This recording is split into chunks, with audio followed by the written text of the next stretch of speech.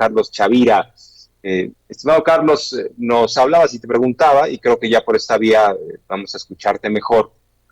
Y te pregunto, y nos vas a explicar sobre lo que te armaron, una acusación ahí de un delito, tanto César Duarte como Gustavo de Hoyos, para quitarte del camino, como se suele hacer y bueno, pues hacía más en un régimen bastante autoritario, pero como se suele hacer en las mafias, ¿no? Para limpiar del camino a los rivales, pues o se inventan cosas o de plano los asesinan, ¿no? Así es como operan las mafias. Carlos, nos hablabas de esta acusación en tu contra. Pues es muy exacto lo que tú dices, es correcto, es un tema pues prácticamente casi de mafias, en donde quisiera subrayar, no solo fue una acusación para intentar descarrilar mi legítima candidatura a la presidencia nacional de Coparmex, fue también un intento continuo, primero, de extorsión de Duarte. Duarte me pidió que le diera 25 millones de pesos en efectivo en su oficina de Palacio de Gobierno para ¿Cuánto? que Perdón. además de descarrilar mi candidatura, ya no hubiera consecuencias legales de algún tema inventado que me iba a hacer. Cuando me negué y le exigí que presentara pruebas si las tenía de algún delito que yo hubiera cometido, eh, lo que enfrenté a partir de ese momento fue una campaña muy grave de amenazas de muerte, de eh, eh, intento de secuestro de familiares, una, una, un simulacro de ejecución de un hermano por parte de policías estatales, eh, la manipulación de personal diplomático en Estados Unidos del consulado de México en la ciudad del Paso, y luego amenazas de muerte, intentos de incendio de dos de mis negocios, eh, la manipulación abierta de jueces y magistrados para partir de una pues, acusación infundada que no tenía pues, mayores elementos y que a pesar de todo esto, han venido continuando con esta simulación a lo largo de los últimos 10 años. Y ese es otro de los temas que he venido yo denunciando. Ahora, en fecha reciente, incluso en foros internacionales, porque me parece que es algo que se tiene que señalar. De hecho, el presidente López Obrador mencionaba en días pasados el gran conflicto de intereses y cómo había una situación de descomposición del Poder Judicial. Bueno, este es un tema, este es un caso que lo acredita plenamente, que puede señalarse de la mano la intervención de jueces locales, de magistrados estatales, de magistrados de un tribunal colegiado que tienen en este último caso 4 años dándole largas a un sobreseimiento total de mi caso que ocurrió desde entonces, desde el 2017. Así lo estoy denunciando en la Comisión Interamericana de Derechos Humanos, en la ONU, en el Consejo de la Judicatura Federal en México, que es increíble cómo se busca, bueno, inclusive en mi caso ya prescribió desde el año pasado las acusaciones supuestas que me hicieron, ya prescribieron, el caso fue sobreseído, cuenta con dos ratificaciones de jueces federales y a pesar de ello y a pesar de las denuncias de ilegalidades en las que han caído estos magistrados del primer tribunal colegiado de circuito en Ciudad Juárez, el tema continúa.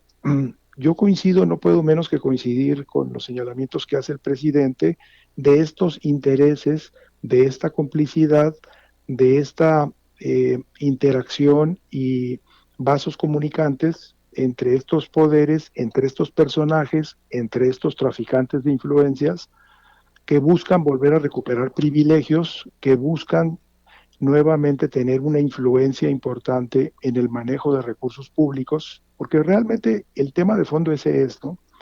Entonces, quienes impulsamos un cambio, que lo hicimos y lo anuncié yo públicamente hace 10 años, pero lo estoy continuando de una manera mucho más amplia en los últimos años, es la constitución de un organismo empresarial a nivel nacional que agrupe a todos los empresarios que queremos participar en la reconstrucción del país, en la generación de empleos, en la eliminación de los privilegios de los que gozan unos cuantos y en acabar con esta simulación de estas dirigencias que solo se representan a ellos mismos. Yo denuncié en su momento los intereses personales y políticos de Hoyos y de los dirigentes anteriores a él, por lo menos los últimos tres, que fueron puntualmente cumplidas. Uno quiso ser gobernador de Oaxaca, otro de Baja California, otro de Sinaloa, y usaron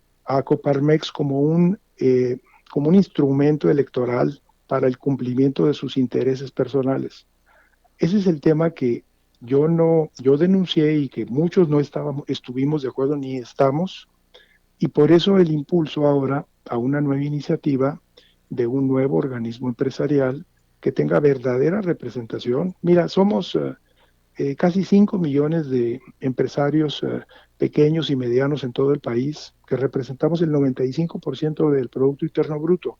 Las cadenas productivas que están detrás de nosotros, que son la parte fundamental del motor de exportación de México, que son la parte fundamental de la generación de empleo en nuestro país, lo significamos nosotros, pero los beneficios son para los mismos de siempre, unos cuantos vivales que buscan obtener beneficios personales, y en donde los empresarios que sí tenemos mucho interés, que tenemos sentido social y que queremos participar en la transformación del país, pues hemos estado viendo desde lejos, y los que impulsamos algún tipo de estas iniciativas, pues nos enfrentamos a un tema verdaderamente grave, surrealista, de acusaciones absurdas que no se sostienen, pero con el pleno aval y apoyo de estos personajes que están detrás de estas iniciativas como Va por México y ahora en la coordinación y manipulación con partidos políticos, además de magistrados del Poder Judicial. Entonces es una cadena muy amplia. Creo que esos son algunos de los rasgos más significativos Sí, de este tema que me gustaría comentar, ¿no? sí. Ahora bien, Carlos, entonces llevas 10 años luchando para hacerle frente a esta denuncia producto de una extorsión que se estaba haciendo César Duarte, hoy ya un reconocido delincuente, este exgobernador priista. Nos dices que te pedía 25 millones de pesos, lo cual no me parece extraño porque así se manejaban y algunos se siguen manejando de esa forma, pero no deja de ser indignante que a un empresario, como tú lo intente, extorsionar un gobernador de la República. Pero bueno, eso es lo que pasaba mucho también con este tipo de gobernadores que se sentían señores feudales, virreyes, que podían hacer y deshacer sin ninguna consecuencia bajo el pacto de impunidad. No calcularon que un día podían estar en prisión, como es el caso de Duarte. Pero bueno, en paralelo, nos dices, estás buscando crear este organismo empresarial que pueda tener una mejor relación incluso con la agenda del presidente López Obrador, que otras organizaciones como la Coparmex, que está muy identificada con el Partido Acción Nacional, con ciertos priistas, que básicamente hoy en día están buscando el regreso a lo de antes, a lo que mejor conocen, en donde mejor se mueven, en estos esquemas de complicidad, en estos esquemas de corrupción. ¿Crees que es viable crear un organismo empresarial, digamos, mucho más limpio, que no tenga esos vicios, Carlos? Bueno, no solo creo, yo tengo detrás de mí, a lo mejor no he hecho referencia a ello, un Mm, trabajo muy importante como líder empresarial, lo viví, lo acredité puntualmente durante los 4 años que fui presidente de Coparmex en Ciudad Juárez, y antes de ello fui casi 3 años antes presidente del Consejo Ciudadano de Seguridad Pública de Ciudad Juárez en los años de mayor incremento de la violencia, de las acciones de inestabilidad de los grupos de delincuentes. Me tocó encabezar muchas acciones que tuvieron que ver en ese momento con Ciudad Juárez como una de las ciudades más peligrosas, y también el mensaje y la alerta que lancé y lanzamos en ese momento un grupo importante de empresarios de que eso que estaba viviendo Juárez le podía pasar al resto del país, que teníamos que ser solidarios entonces con Juárez para que Juárez pudiera continuar siendo solidario y fuéramos todos unidos en un enfoque más amplio. Bueno, pues eso es lo que está ahorita viviéndose, ya me tocó acreditarlo, me tocó encabezar algunas de las más importantes iniciativas de recuperación económica en ese momento en Ciudad Juárez, de estabilidad social, de búsqueda de la recuperación exitosa que se dio en ese momento de los espacios públicos por parte de las familias juarenses que habíamos tenido secuestrada la ciudad los años anteriores. No, Juárez era una ciudad fantasma. Ese fue el reto principal, que después se quiso apropiar Duarte y un grupo de vivales que dijeron que ellos habían establecido una estrategia muy exitosa. No es cierto. La estrategia exitosa la hizo la gente de Juárez, que salió en 1 millón, 1,4 millones de personas a, a- a- a encabezar estos cambios que hicieron regresar la tranquilidad a la ciudad, y en donde en mi presencia, la participación de líderes con sentido social fue muy importante. Eh, Esto ya ocurrió, hubo resultados muy, muy trascendentes. Llevamos a líderes mundiales a Juárez para un mensaje contundente en aquel momento al señor Gorbachev, cuando Juárez era una ciudad desierta, cuando había un gran temor y era más fácil. Digo, me está mal decirlo ahorita, pero bueno, 10 años después, eso fue lo que pasó. Había voces de gobiernos, inclusive internacionales, que nos decían que había más facilidad de ir a Afganistán o a Irán o a Irak que venir a Juárez. Ese era el tamaño del peligro que se vivía en ese momento. Logramos revertirlo, impulsamos una participación muy intensa de carácter binacional, de carácter local, regional, estatal, nacional. Involucré proyectos muy importantes de grandes corporaciones, generé recursos de inversión nueva en la peor época de la historia de Ciudad Juárez por más de 500 millones de dólares con algunas de esas iniciativas. Entonces sí sé de lo que estoy hablando cuando menciono que es un esfuerzo importante, pero habemos muchos empresarios con sentido social que queremos participar, que no vamos a permitir que el país se siga destruyendo, cayendo a pedazos por estos intereses de estos personajes que buscan su propio provecho, que buscan sacar un beneficio como de su propiedad de las rentas nacionales, en donde, pues por eso estamos viendo que hay tantos rezagos en el país y que hay un incremento muy significativo de pobreza de los que menos tienen y de falta de infraestructura y de falta de mayor seguridad. Pero ¿cómo no va a ser así? Si solo un personaje como Duarte eh, eh, incrementó la deuda pública de una manera desproporcionada, histórica, de 10, 12 mil millones de pesos a más de 50,000, sin ninguna sola obra pública de importancia, si solo los recursos que se distraían, en donde había una voracidad gigantesca, en donde exigía hasta el 40 o 50 o 60% en efectivo de comisión por las pocas mm, obras públicas que hizo, en donde secuestró el presupuesto del Estado, que en aquel entonces era de 40 a 50 mil millones de pesos, lo secuestró, lo dispuso a título personal, compró 50 ranchos, bueno, se le han detectado ahorita en Estados Unidos más de 60 o 70 propiedades, entre ellas casas, edificios, hoteles. Bueno, el país no aguanta esto. ¿Cuántos Duartes más se necesitan para que esto genere todavía un daño mayor? Esto es absolutamente sí. inaceptable. Creo que es algo que tenemos que detener y me parece muy acertada la acción y las iniciativas que está emprendiendo el presidente López Obrador para contener estos esquemas de corrupción, estos esquemas de complicidad, en donde no son ajenos estos personeros, traficantes de influencias, pseudolíderes de organismos empresariales, que lo único que buscan y ven es por su propio beneficio.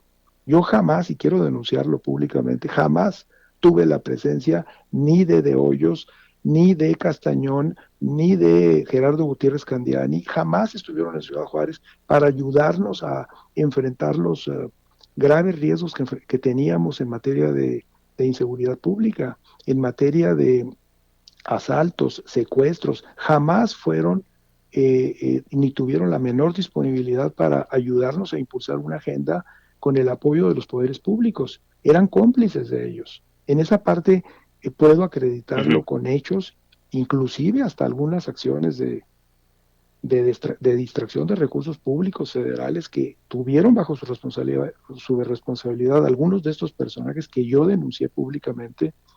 Entonces, esto es lo Sí, que está detrás y esto es lo que ahorita nos debe merecer eh, una acción de apoyo, de unidad de los empresarios que no ha ocurrido todavía, que debe de ocurrir, porque sí, somos muchos los que estamos interesados en participar en el rescate de nuestro país, en el rescate de la actividad económica, de la generación de empleo, de la estabilidad social y del apoyo absolutamente a quienes menos tienen, es fundamental. Pues y además, si no hacemos crecer con mayor eh, poder adquisitivo a las familias de menos ingresos, ¿cómo vamos a generar un mayor crecimiento de nuestras empresas? Es una cadena de hechos económicos, pero también sociales, y también tienen que ver con el control de las instituciones públicas y de los organismos vinculados a la democracia, en donde parte de esto que estamos denunciando, que lo hemos vivido, creo que eso lo subrayaría yo como el valor agregado mayor. Mucho de lo que está viviéndose ahorita, esta historia sí, que estoy mencionando, que casi suena como surrealista, sino más que está perfectamente fundamentada en hechos legales. Quiero subrayar que el año pasado eh, tuve contacto con la Secretaría de Gobernación, con el área jurídica, trabajamos 6 meses en analizar mi caso legal y concluyeron que este es el caso legal más importante, mejor documentado, el más, el mejor integrado que tiene ahorita la Secretaría de Gobernación, que acredita una persecución política irracional, absolutamente surrealista, en donde se han prestado sin mayor fundamento jueces, magistrados,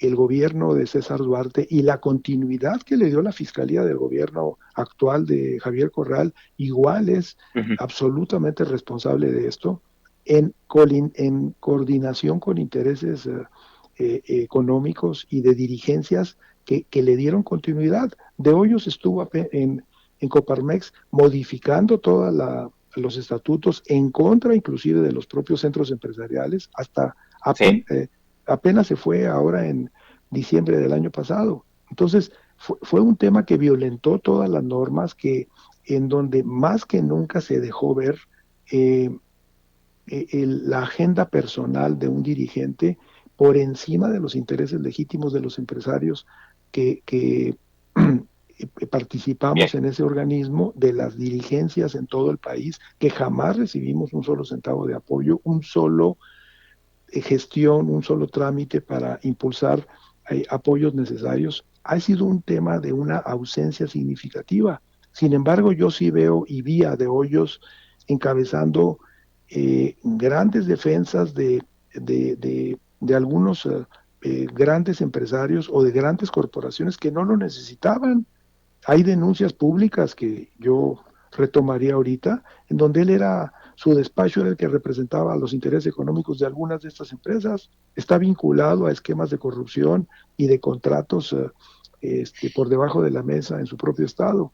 Pues sí, No, no Hay quiero mucha ya ni siquiera corrupción y hay mencionar. muchos temas de los cuales todavía tenemos que hablar, Carlos. Entonces, si te Mucho. parece, te busco en unos días. Seguimos hablando de esta otra parte, la más reciente, y estamos en comunicación permanente. Estoy llegando ya al final del programa. Muchas gracias, Carlos, por la entrevista. Jorge Armando, gracias por la oportunidad y con mucho gusto continuamos esta conversación en la siguiente oportunidad que nos puedas brindar. Muchas gracias, Un empresario abrazo, Carlos muchas Chavira. gracias. Soy Jorge Armando Rocha, me despido. Gracias por la confianza. Nos vemos mañana. Quédense con mi estimadísimo Toño Ruiz. Viene a las 3 de la tarde, a las 7 de la noche el Gran Vicente Serrano. Muchas gracias a David, a Ceci, a Monse, a Madame Kika, a todos los que hacen posible el programa. Así que tengan una excelente tarde. En Twitter me encuentran como @RochaPeriodista. Ya estamos en comunicación permanente. Muy buenas tardes.